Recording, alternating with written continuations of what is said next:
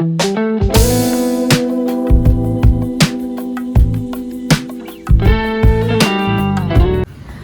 semuanya. Di sini kami dari kelompok 5 kelas perbankan G FAWS yang diampu oleh Ibu Umi Hermati SHMH bakalan berbincang-bincang santai nih terkait isu dunia perbankan yang sedang ramai dibahas. Nah, sebelumnya kenalin dulu nih, kami dari kelompok 5 yang beranggotakan saya, Oktaviana dengan NIM E002032 beserta dua rekan saya. Halo, saya Yela Saktina, mahasiswa MBKM FH UNES dengan NIM N01222215. Halo, saya Taufik Alfala dengan NIM E00202423. Oke.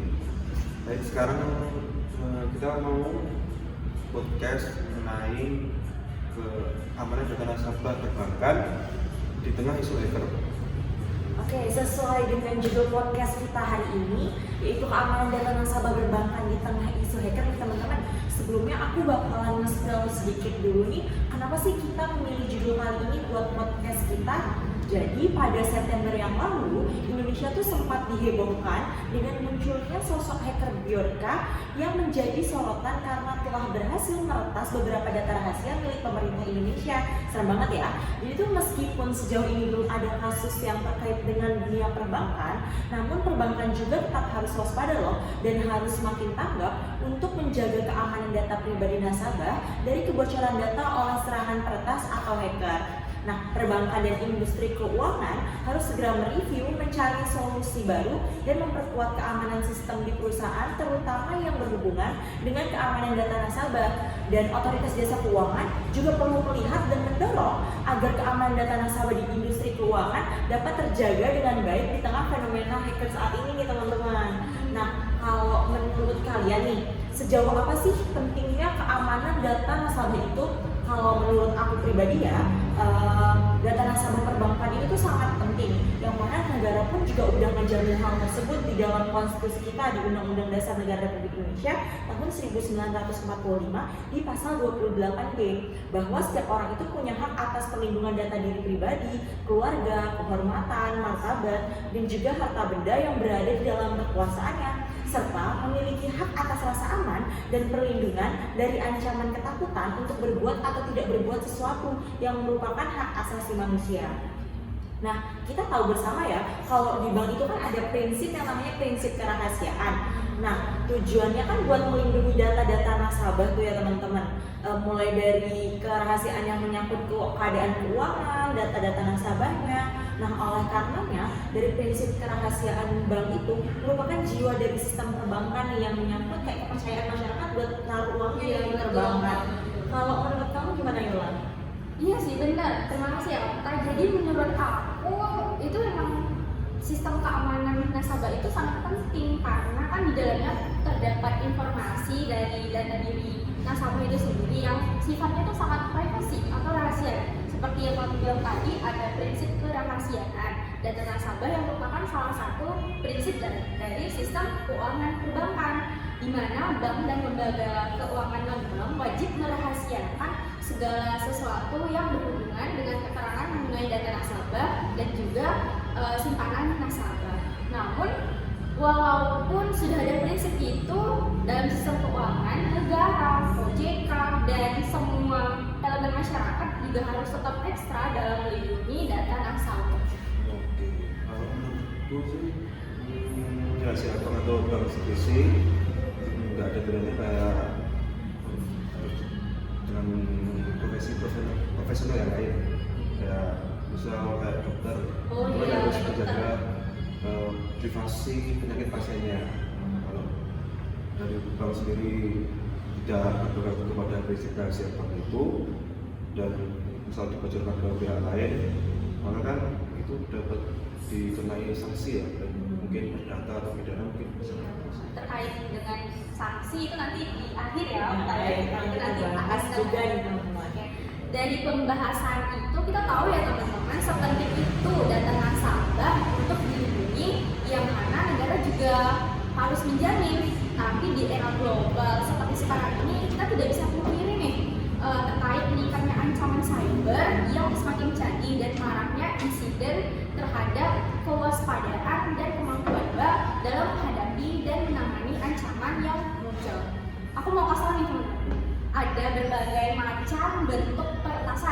yang disebut dengan SQL. Ini Structured Query Language atau NoSQL, Injection, either atau yang disebut dengan Insecure Direct Object Reference.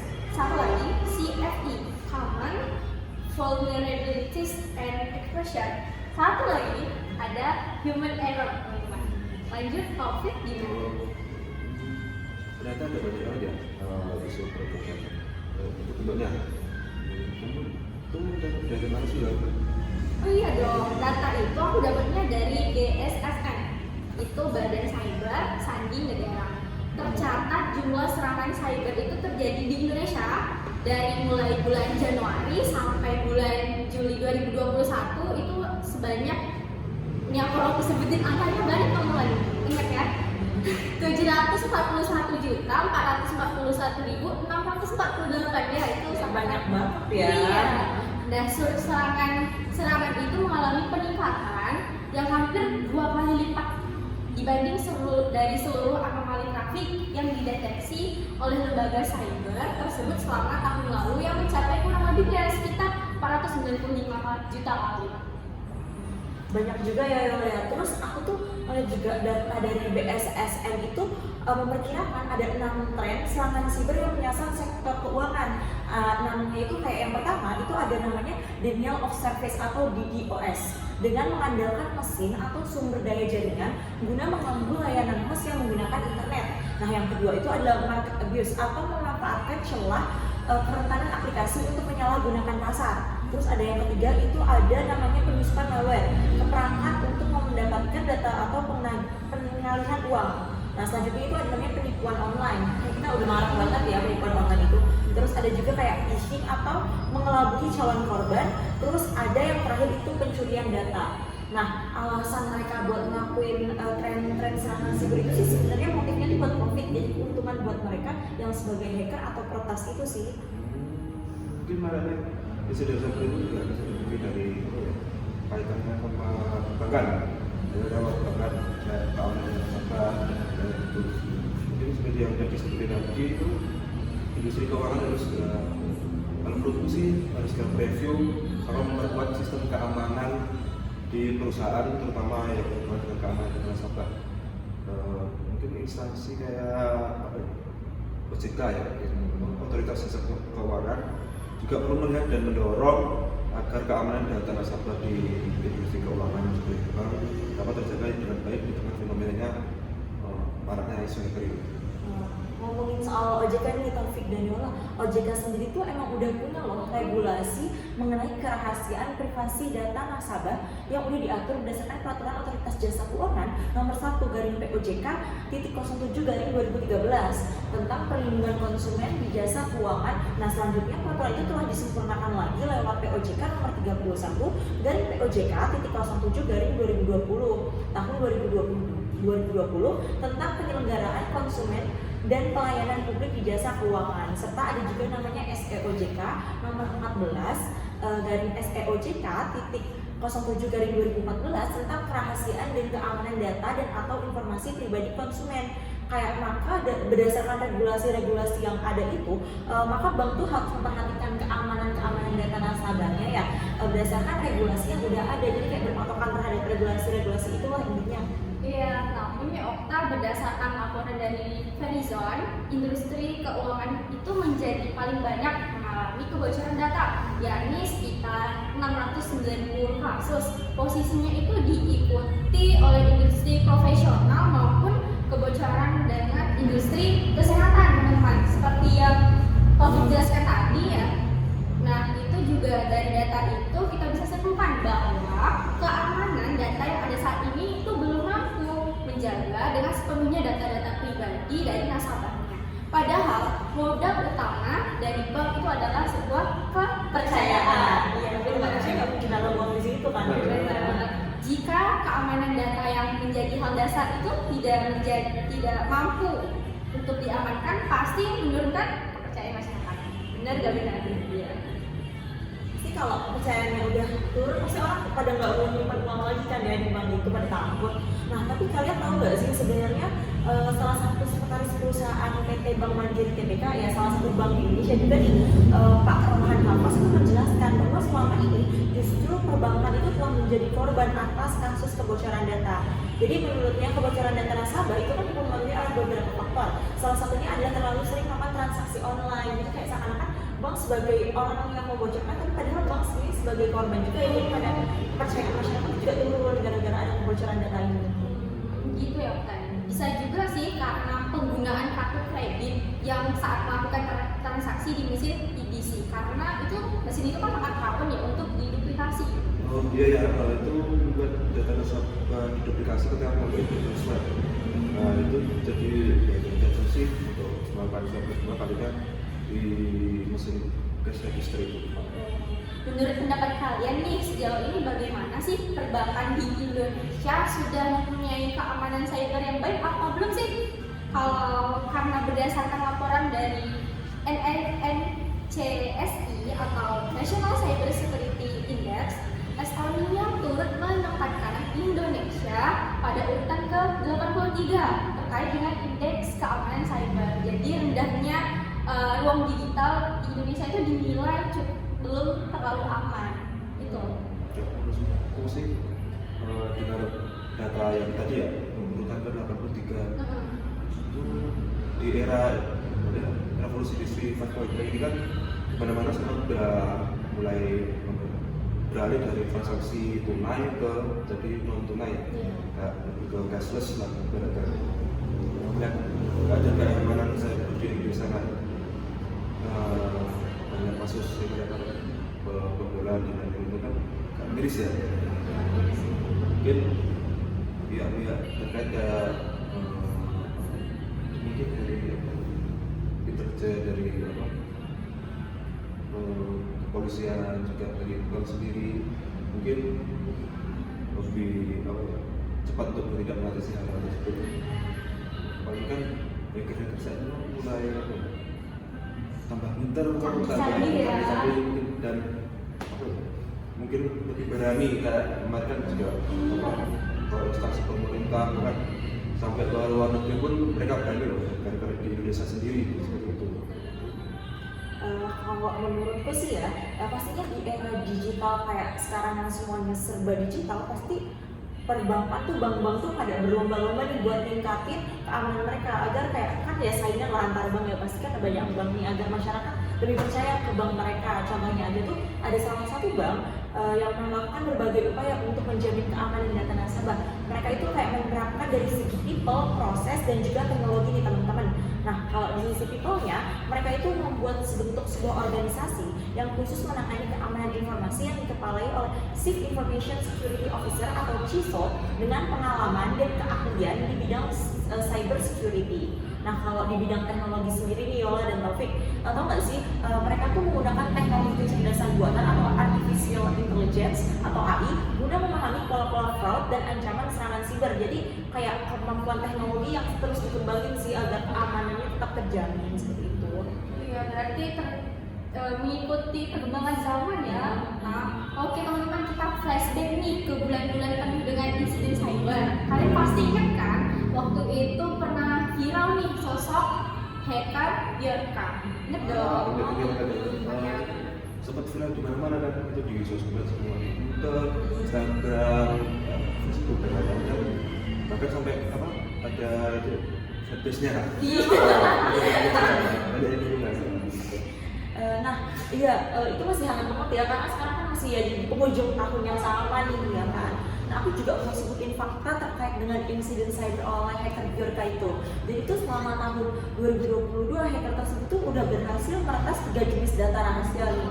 Wah, banyak banget ya 3 jenis data nih. Yang pertama itu ada 150 juta data penduduk di Indonesia. Apa jangan-jangan kita salah satunya?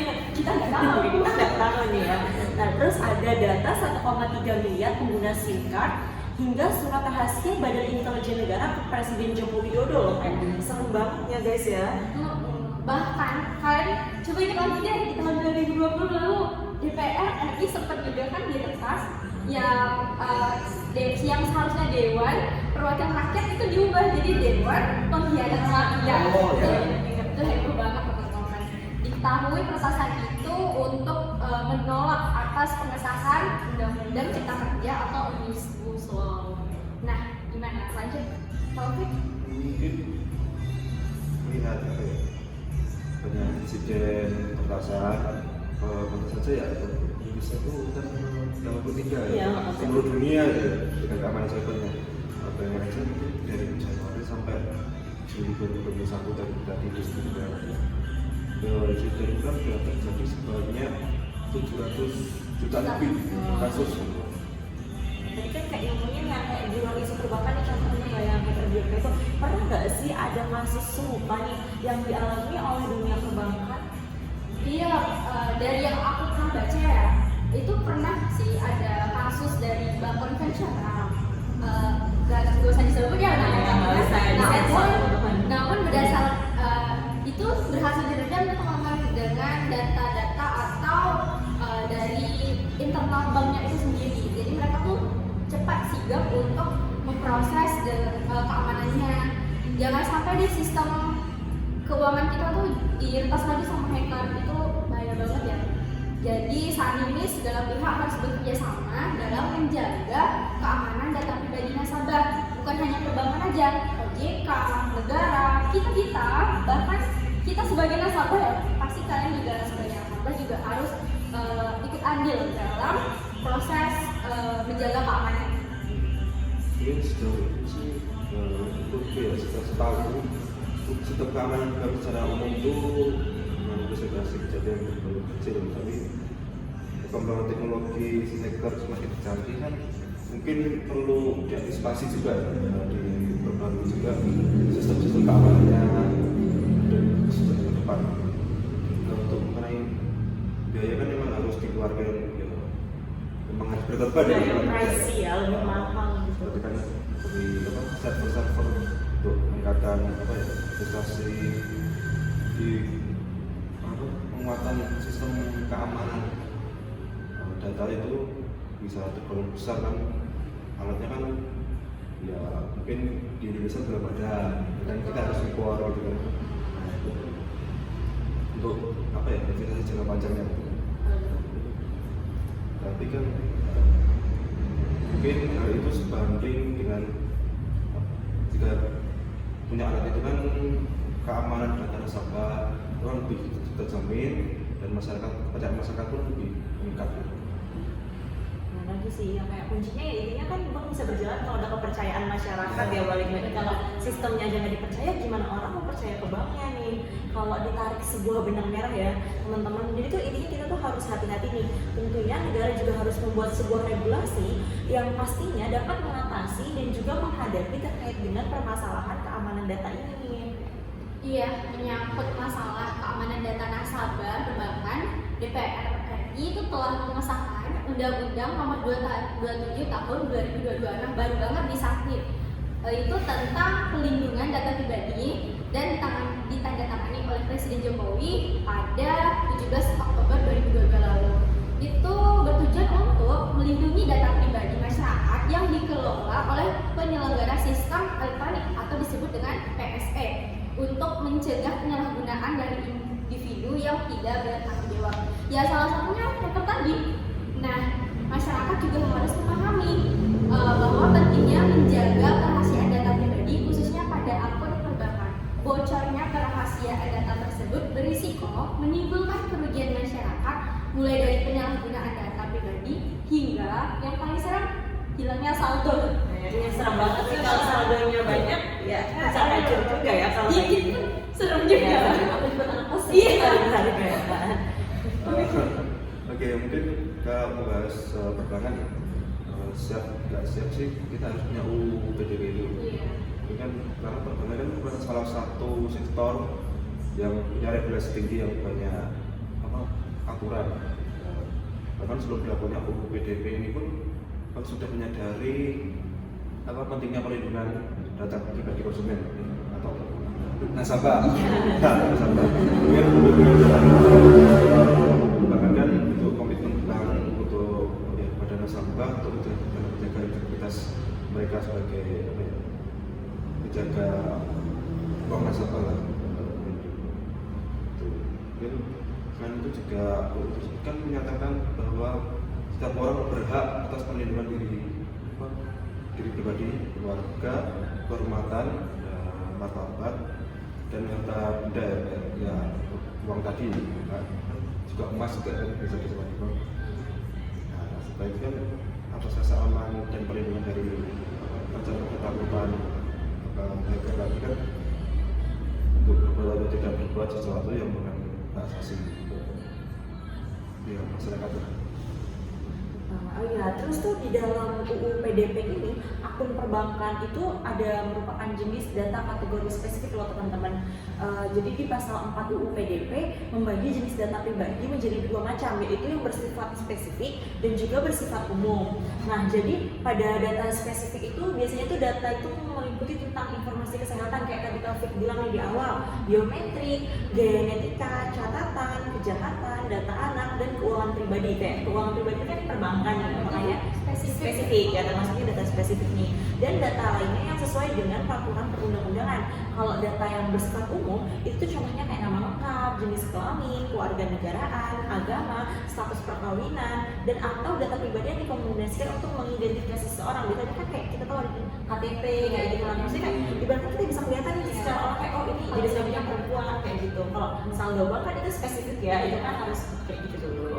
Nah, di dalam UU PDP ini juga diatur tentang ketentuan pidana nih bagi masyarakat yang terbukti membuat data pribadi palsu untuk menguntungkan diri sendiri atau orang lain.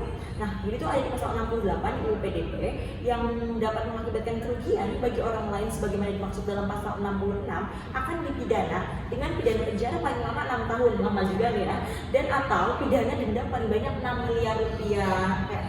Ya, jadi mendingan gak usah aneh-aneh deh ya teman-teman ya. Nah, selain itu pada pasal 67 ayat 1 bagi masyarakat yang mengumpulkan data pribadi orang lain dengan maksud untuk menguntungkan diri sendiri atau untuk orang lain dan dapat merugikan subjek orang tersebut, maka dapat dipidana dengan penjara paling lama 5 tahun dan denda 5 miliar. Dan pada ayat kedua, masyarakat yang dengan sengaja mengungkapkan data pribadi yang bukan miliknya ke publik, mengungkapkan ke publik juga dapat dijerat dengan hukuman paling lama yaitu 5 tahun dan denda 5 miliar juga. Nah, pada ayat ketiga itu setiap orang yang menggunakan data pribadi miliknya bukan melanggar hukum maka dapat dipidana dengan penjara paling lama 5 tahun dan denda 5 miliar.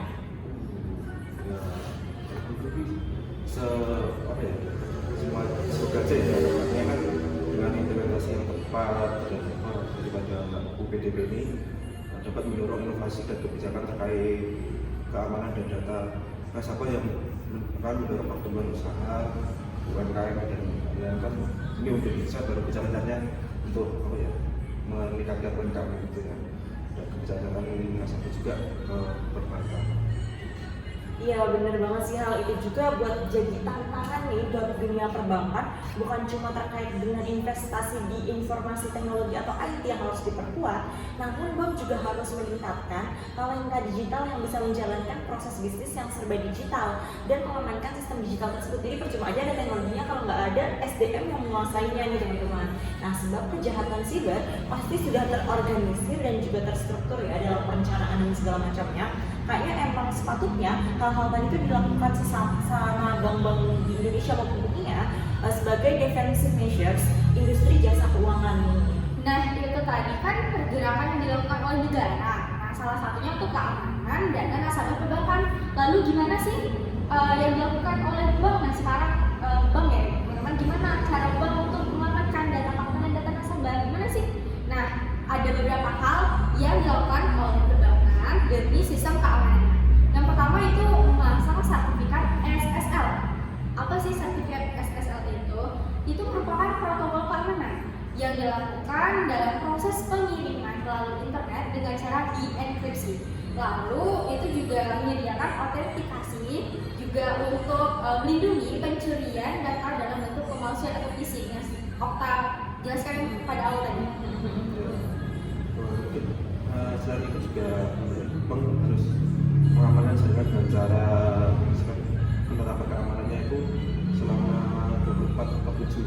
Iya, 24 jam ya. Untuk keamanan antivirus, firewall dan sistem pengamanan yang kuat dalam kebocoran data.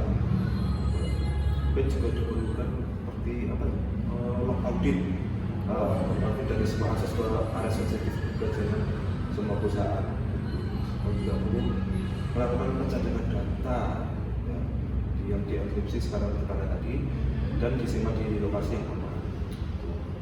Nah, selain tadi juga nih yang disebutin Yola sama Taufik nih, juga ada pengadaan fitur keamanan berlapis berupa personal identification number atau PIN, kata sandi atau password, dan autentikasi biometrik, pengaturan limit transaksi, pengaturan PIN di setiap kartu debit, notifikasi yang menyeluruh dan dapat disesuaikan, serta fitur block and unblock di kartu debit nih.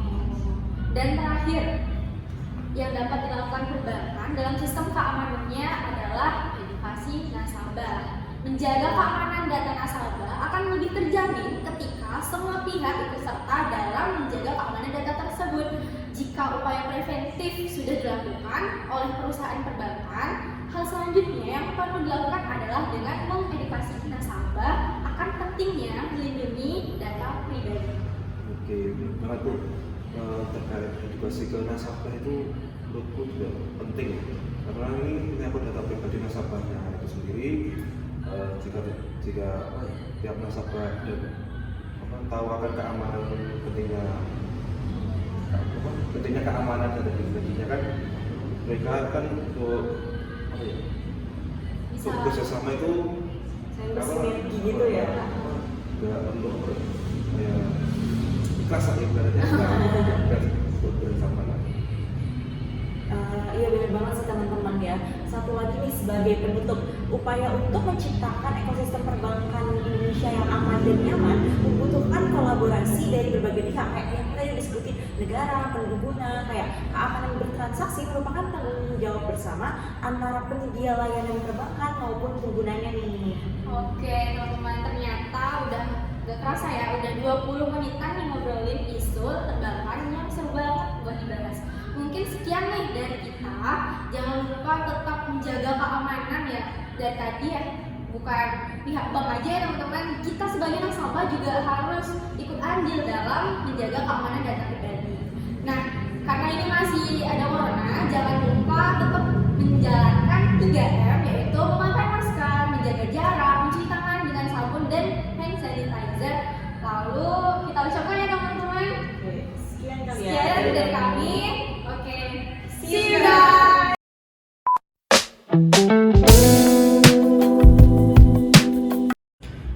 Halo semuanya. Kita semua. Semuanya.